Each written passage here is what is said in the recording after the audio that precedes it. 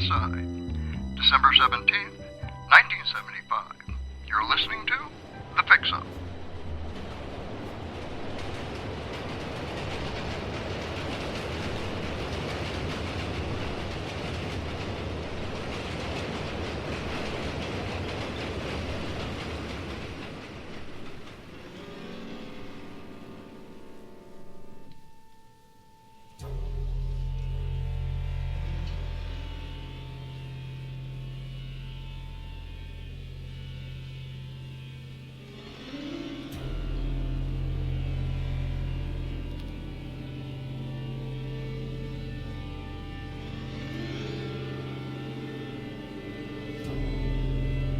JR. JR. JR.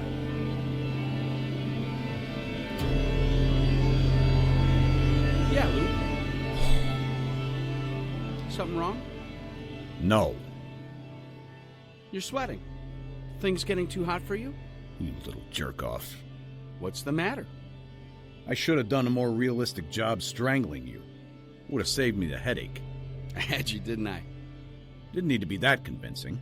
Just enough for the feds with their wire recorder. You're dating yourself, Lou. They use tapes now. Yeah? I should have used the tape to strangle you. You were strangling me. Okay? Talk about being too convincing. Nah, the comments about Mora. They have to stop. I was joking about the eye patch, for Christ's sake. That's no reason to choke me. It isn't? What? No, Lou, it isn't. Nah, I wouldn't have let you die. I know mouth to mouth. God, you do that? No, but I could if I wanted. I'd give it a good think. You know what, Lou? Here's what I think. I think I should call the cops. Forget that. You're sure this thing isn't live? They don't listen in person. Just tapes. They don't have the time. I'm not worth it? It's the economy, Lou. If there's one thing recession-proof, it's Uncle Sugar. Okay, the recorder's in the pantry. A Fed named Fred comes once a week. A Fed named Fred. Sounds like a sitcom. Okay, you ready for this one? His partner's name is Fred 2. Fred 2? Fred 1 and Fred 2. I give them the tape, and they give me a blank. Then they raid my fridge. Sort of like you. You did the right thing. What, feeding the feds? Coming clean about the bug. Now if I could just get them to believe me. What? Now if I can just get them to believe me. I can't work miracles, JR. But it wouldn't hurt to mess you up. Make it look real. No. Whoa. Mm-mm. When's the next time you see them? Get away. It won't hurt. I can do it myself. For long. Oh! God damn it! That'll make a nice shiner. Show it to Dolly. She'll smother you with affection.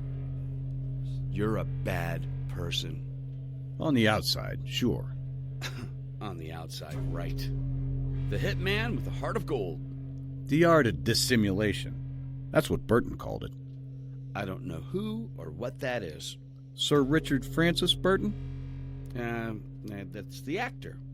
Different Burton. This one worked for the East India Company. East India? I don't remember any of their pictures. Do they make anything good? Well, just a little costume piece called the Boston Tea Party. Never saw it. I'm being facetious. Imagine that. East India Company, JR. They were behind a lot of things for 3 centuries. You'd think they'd get tired. Take the CIA and combine them with IBM, TWA, and UBS, and you'd have the modern equivalent of the EIC. That's a lot of letters, Lou. And a lot of money. Burton ran East India? He was an agent and a seeker after truth. That's touching. Did he ever find any? You're in pain, so I'll let that one pass. Burton was the first Westerner to sneak into Mecca and see the black stone of the Kaaba. He later discovered Lake Tanganyika in the search for the source of the Nile. Are you trying to distract me from the fact that you just tried to kill me? I did not try anything. Listen, I've got news for you and Burton. Denial is not just a river. Burton was a swordsman, a scholar. A puppet, a pauper, a pirate, a poet. He spoke 29 languages, translated the 1001 Nights and the Kama Sutra. Kama suit what? Don't play dumb. I know you and Dolly keep a copy. I bet the two of you have learned a few things. What could I learn from Dickie Burton? There's a wolf inside, JR. But there's also a lamb. And there's a way to live with both.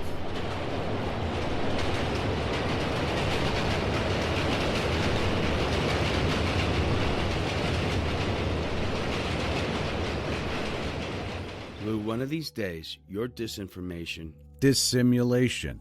is going to bite you in the ass. Says who? Says Johnny Roselli. On the up and up? He didn't say it. It's what happened to him. I'm not Johnny Roselli. Oh, my God. What's the matter? If I don't convince those feds that you found the bug on your own, Yeah? my ass is P.P. Dicky. I did find it. After I told you. And for that, I am grateful. You don't seem grateful. Look, Sam G wanted to kill you, JR. I disobeyed his orders. How's that for grateful? You're making that up. That was the phone call. The one I made before I got here. Is Sam still pissed about Hef's car? He thinks you were in cahoots with Johnny R., helping write his memoir. What? Your buddy Hef lost a manuscript down in Miami. A manuscript about the outfit. Sound familiar? Oh, my God. Why? You know what Burton said. Don't tell me. Abjure the why and seek the how. I don't know what any of that means. Burton hollowed out a log and rode miles of rapids to explore the lower Congo. If the feds don't put me in prison, Sam's gonna put me in a shallow grave. While he was bouncing around inside that log, Burton asked why he was putting himself through the ordeal. A little voice said, Damn fool, the devil drives. Burton's an asshole. And you're the devil. It ain't the first time I've been called that, and probably won't be the last. Listen, if I don't get this under control... I've got it under control. Get out your typewriter. We need to keep this thing rolling. Are you kidding? Lou, I can't even think right now. I would never ask you to do that much. Just type. Lou. Type. Put some heart into it. I think I can. I think I can. I think I can. I think my hands, my kneecaps, and my teeth can't stand Sam Gian can, that bad, bad man. Chew on your belt strap. You have only yourself to blame. Sure. Everyone gets what they deserve, right? It's what Mora called... Karma? It means activity. The principle of cause and effect. Everyone gets what they deserve. Good deeds mean good karma. A happy rebirth. Rebirth? You mean more than one? Samsara. Samsara. Life, death, rebirth. Over and over again. Because of suffering. Dukkha. You are listening. Reincarnation? I found the idea appealing. Death was no longer just an end. It was also an opportunity. An opportunity? For people like Jake Testa. And Notch-eared Larry. And Earl. Ah, now I see, said the blind man. Fine. Forget it. Nah, tell me. No, you like the idea because... Come on.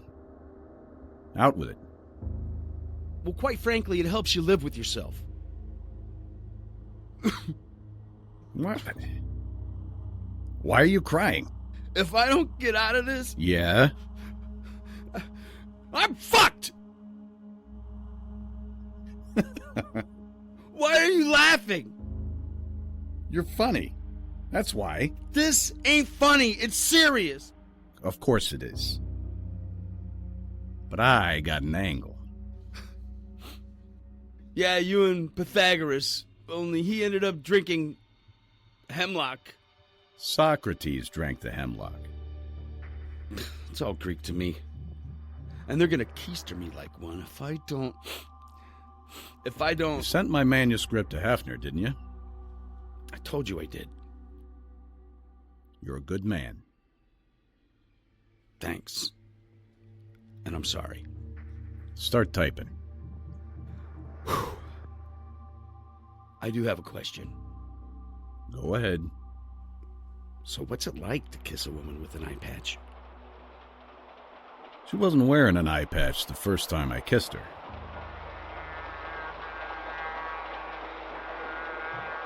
This is my first train trip. It reminds me of this bodice ripper Bodice ripper? romance novel. I am a sucker for them. The title was Fear and Desire or something dreadful like that. This one began with a shipwreck. The medical officer and the wife of some oil baron end up on a deserted island. They get to know each other, you know? You really like that kind of thing? I think we all do, in our own way. What do you mean by that? Allow yourself to get swept up in a story. Forget for just a moment those things in life that get under your skin and drive you crazy. Get under your skin? It was not lost on me, believe me. When I was a little girl, my parents thought I was completely blind in one eye. So I believed I was missing out on half of everything. Then I saw a new doctor and began these treatments. My vision gradually restored. I hate to say it, but it was a disappointment. I could see more, but certainly not twice as much. I remember thinking, Mora. is that all there is? Then I realized what we see or don't see, Mora. it's not just about our eyes. Mora, listen. Don't look out the window. Just look at me like we're talking. We are talking. There were two men outside, on the station platform. One of them was Dickie Cable, a crooked cop. The other was Tony Fury. Now, Fury was the one at the garage, right? He worked for Sam and Johnny. They made vending operators pay a fee for every machine. If they didn't, Johnny would call Sam, and Sam would call Fury. If Fury was feeling generous, he'd walk the guy out to the street and make him lick the curb. That doesn't sound very generous. Well, when he was not so generous, he'd kick the guy in the back of the head and smash his teeth against the concrete. Don't look at them, Mora. They're not nice men. You know them? It'd be best if they didn't see you with me. Shit. Where's my knife? What's it look like? A penknife? My K-bar. I carry it for good luck. I've had it with me since the war. Your knife? Was it the crazy woman in the tunnel? The sister. The one with the knife. Wait, you think she stole it from you? Wait, you're not pulling a fast one again, are you? I'm serious as a heart attack. It had disappeared.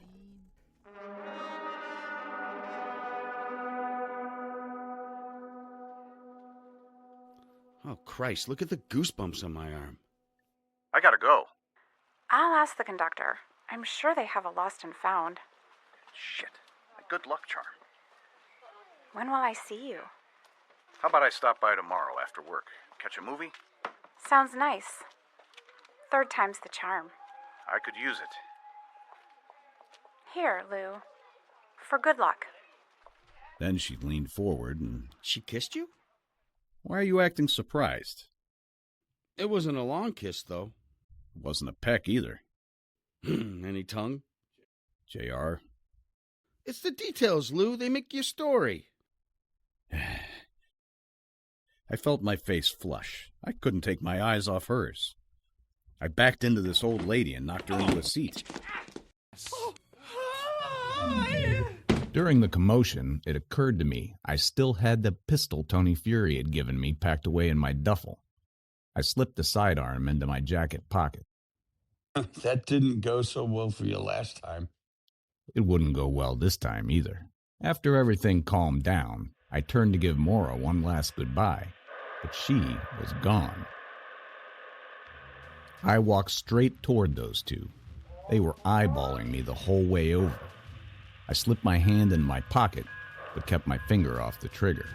Then,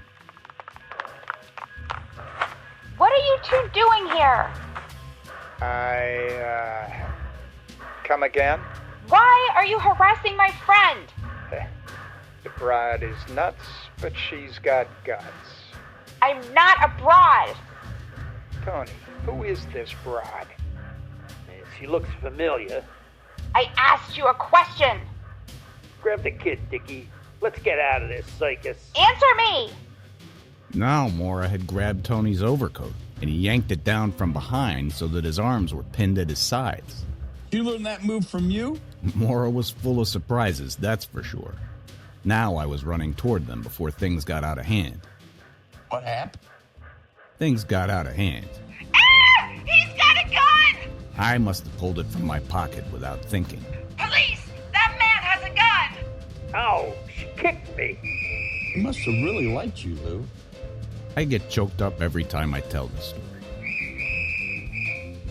Wabash police, put that gun down. Whoa, whoa, whoa. No one... Looks like your bald boy wonder's got one, Tony. More good news. What the devil? Mora, what are you doing? Where'd that gun come from? You gave it to me. I said put that gun down now. Hold on. Sean O'Hara? Who's that cabin in the air? It's your dear former buddy in blue, Richard Cable. Dickie Cable, is it? I thought you died and gone to hell. Nope. I'm alive and well, working for old blind Tom O'Brien. You know, the one who wears his ass on his head instead of a Stetson. I thought you worked for Sam. He worked for both. The outfit had men on their payroll who worked local law enforcement, like moles. Mole for the mob. That's a great title. Let me jot that down. As it turned out, Dick Cable knew the railroad cop, and soon he had everything sorted. Good seeing you, Dickie. Make sure the one with the piece don't go and blow his shaven head off. Yeah, sure. I'll, make sure he behaves himself. Thanks for the donation to the order. Don't spend it all at once, O'Hara. You spoiled those gals at the Everly Club.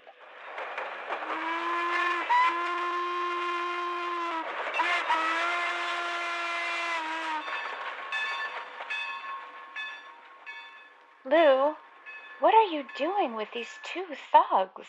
Whoa, lady. You kiss your grandma with that mouth? They're not thugs, Mora. They work for the men who own All Around. Bobby Testa? Bobby doesn't own All Around. Look, are we still going to the Biograph tomorrow? Well, yes, of course. Let's meet at Rollers at 11. I'll drive from there. I want you to tell me what this is all about.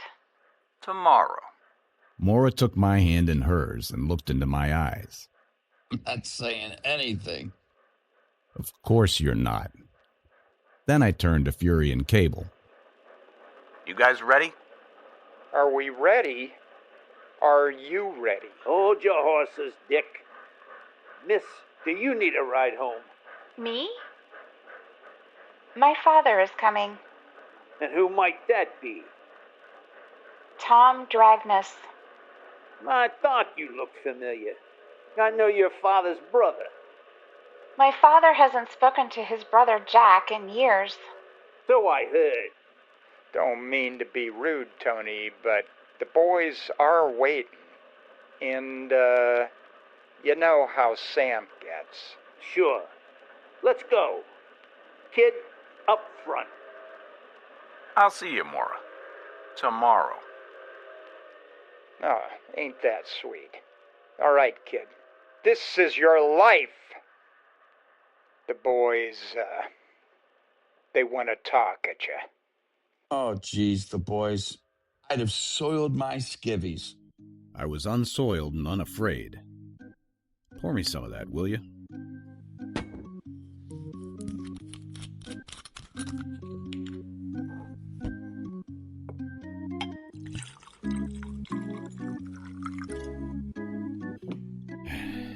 In the outfit, management isn't always interested in learning what they've overlooked. It was that way at the trip.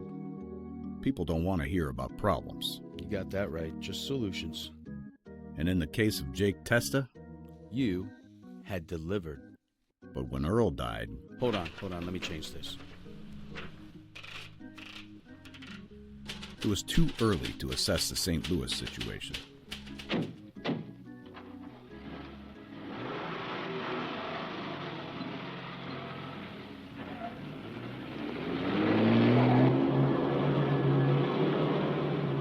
Were they gonna kill you?